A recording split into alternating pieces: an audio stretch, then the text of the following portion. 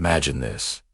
You wake up one morning, and the sun is gone, not just behind the clouds, but completely blotted out, casting the world into a dim, eerie twilight that lasts for months. This isn't a sci-fi movie. It was the reality for people in the year 536 AD. A mysterious, thick fog rolled across Europe, the Middle East, and parts of Asia, plunging them into darkness for 18 long months. So what happened?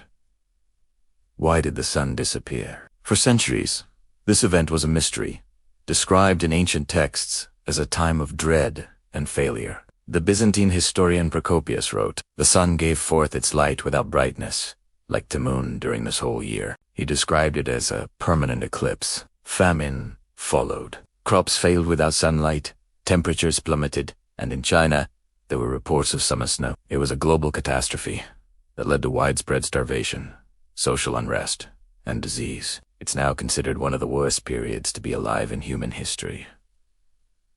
For the longest time, no one knew the cause. Was it a divine punishment?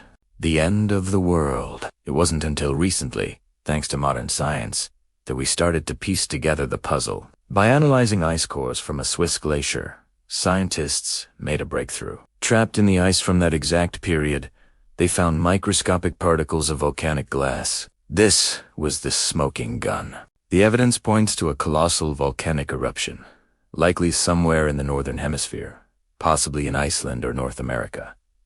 This wasn't just any eruption. It was so massive that it spewed a gigantic cloud of ash and sulfur into the atmosphere. This aerosol cloud acted like a planetary sunshade, reflecting sunlight back into space and triggering a volcanic winter that lasted 4 years. The impact was devastating, leading to a decade of cold and hardship, often called the Late Antique Little Ice Age. This single event likely changed the course of history. The resulting famine and plague weakened empires, like the Eastern Roman Empire, altered trade routes, and may have even contributed to major migrations across Eurasia. It is a chilling reminder of how fragile our world is, and how a single event on one side of the planet can have catastrophic consequences for everyone. The sun didn't really disappear, but for the people living through 536 AD, it must have felt like the end of the world. Thanks for watching.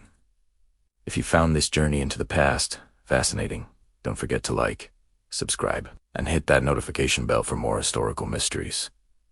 See you in the next video.